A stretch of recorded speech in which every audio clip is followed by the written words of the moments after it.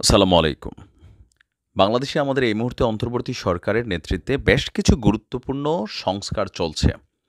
আর এই সংস্কারগুলোর পক্ষে আমার ব্যক্তিগত অবস্থান ইয়েস, দরকার আছে।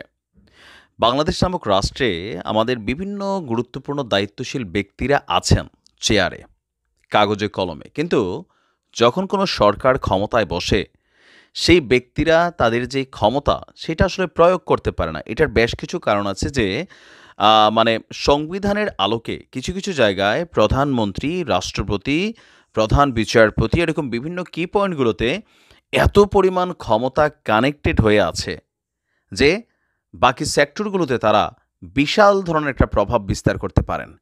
তো অন্তত এইবার যেই সিদ্ধান্তটার দিকে যাচ্ছে বা সংস্কারের প্রস্তাব আসছে, এতে বর্তমান রাষ্ট্রপতি শাহাবুদ্দিন চুপ্পু তিনি যেমন তার অনেক ক্ষমতা হারাবেন, ভবিষ্যতেও বাংলাদেশ যতদিন চলমান থাকবে এই সংস্কারগুলো যদি পরিবর্তন আবার কইরা ফেলে তাহলে তো ঝামেলা।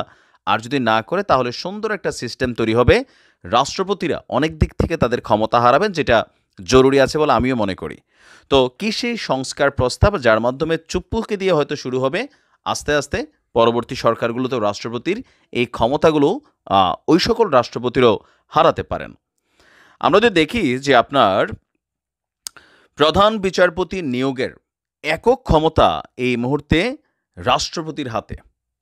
তো আমাদের যেই সংস্কার কমিটি আছেন তারা মনে করছেন যে আ প্রধান বিচারপতি নিয়োগের যে একক ক্ষমতা রাষ্ট্রপতির হাতে রাখার সাংবিধানিক বিধান আছে, সেটাকে সংশোধনের প্রস্তাব করা হয়েছে। এতে বলা হয়েছে, বিচার বিভাগের স্বাধীনতা, নিরপেক্ষতা সমুন্নত রাখা এবং কার্যকারিতা নিশ্চিত করা অনেকাংশেই নির্ভর করে বিচার বিভাগের নেতৃত্বদানকারী তথা শীর্ষ ব্যক্তি হিসাবে প্রধান বিচারপতির উপর। এটা বাস্তব। এখন আমাদের দেশে চলমান যে সিস্টেম আছে সেখানে রাষ্ট্রপতি হয় কে? যেই সরকার ক্ষমতায় থাকে সেই সরকারেরই কোনো একজন ব্যক্তি তিনি রাষ্ট্রপতি হন।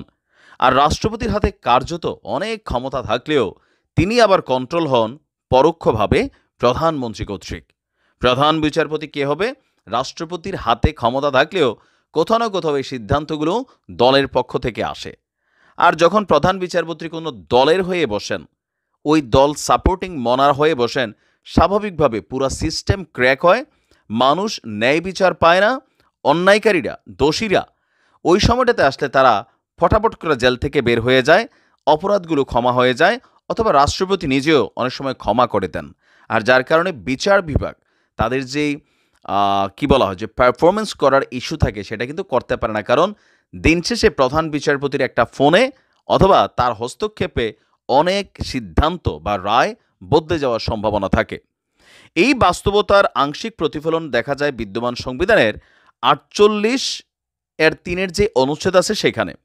এই অনুচ্ছেদ অনুসারে প্রধান বিচারপতি নিয়োগের ক্ষেত্রে প্রধানমন্ত্রী বা অন্য কারো পরামর্শ ব্যতিরেকে রাষ্ট্রপতি নিজস্ব প্রজ্ঞা অনুসারে এককভাবে সিদ্ধান্ত গ্রহণ করতে পারেন। কিন্তু অতীতের অভিজ্ঞতা থেকে বলা যায়, বেশ কিছু ক্ষেত্রে প্রধান বিচারপতি নিয়োগের বিষয়ে নির্বাহী কর্তৃপক্ষ নানাভাবে প্রভাব বিস্তার করছে, যেটা আমি বলছিলাম। ফলে বিচার বিভাগের স্বাধীনতা, নিরপেক্ষতা, কার্যকারিতা নানান সময়ে প্রশ্নবিদ্ধ হয়েছে।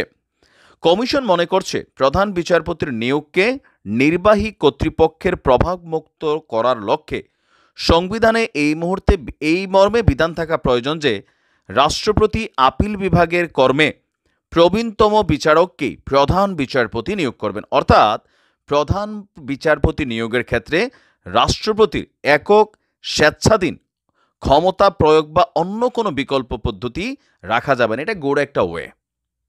আপিল বিভাগে যে বিচারকরা আছেন সেখান থেকে যিনি জ্যেষ্ঠ বা প্রবীণ থাকবেন তিনিই হবেন প্রধান বিচারপতি বাই রোটেশন।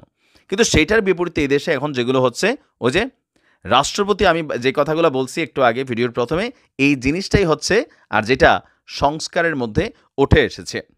আপিল বিভাগের বিচারপতি ৭ জন নির্ধারণের প্রস্তাব করা হয়েছে প্রাথমিক প্রতিবেদনে, যে আপিল বিভাগে ৭ জন বিচারপতি থাকবে।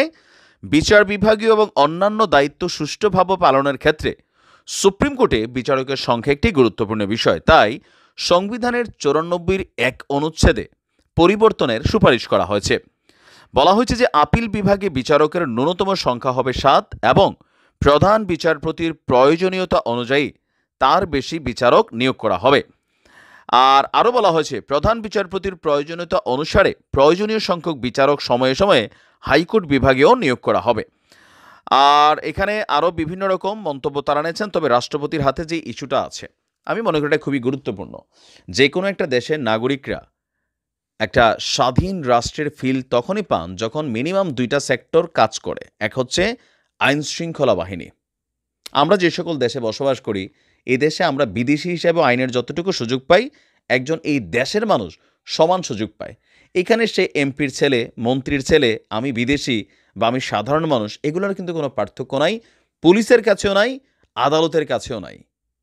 আমেরিকাতে দেখেন তারা দিন শেষে তাদের এগুলা কিন্তু শক্ত রাখছে, কিন্তু ভারত, বাংলাদেশ, পাকিস্তান, নেপাল, ভুটান, শ্রীলঙ্কা এই জায়গাগুলোতে আসলে যত ঝামেলা, যে এখানে আপনার দল যখন ক্ষমতায় অথবা আপনি যখন কোনো না কোনোভাবে সমাজে প্রভাবশালী একজন ব্যক্তি, আপনার ইশারায় অনেক কিছু ঘটে। বিচারকরা ভয় পায়। কেন ভয় পায়? দৃশ্য তো তারা বলে যে ভয় পায় না, কিন্তু বাস্তবতা হচ্ছে তাদের উপর কী পরিমাণ প্রেশার ক্রিয়েট করা হয়, এটা কিন্তু আমরা সকলেই বুঝতে পারি। তো আমরাও চাই স্বাধীন রাষ্ট্রের স্বাধীনতার স্বাদ নিতে, আর সেই জন্য বিচার বিভাগ এবং আইনশৃঙ্খলা বাহিনীকে রাজনীতির প্রভাবমুক্ত রাখতে হবে। সেখানে যাদেরকে নিয়োগ দেওয়া হচ্ছে, একজন পুলিশের কনস্টেবল থেকে একদম সর্বোচ্চ আইজিপি, এই সার্কেলটা বা একজন সাধারণ বিচারক থেকে, হ্যাঁ, নিম্ন আদালতের একজন বিচারক থেকে একদম প্রধান বিচারপতি, এই টোটাল সার্কেল জাজ যারা আছেন তাদের প্রত্যেককে নিরপেক্ষ হতে হবে। আর নয়তো এই দেশে কখনোই এগুলোর স্বাদ বা প্রকৃত স্বাধীনতা আমরা কিন্তু নিতে পারবো না। যতবারই জুলাই অভ্যুত্থান আসুক, লাভ হবে না। দিন শেষে এগুলাই ঘটবে। ভালো থাকুন। আসসালামু আলাইকুম।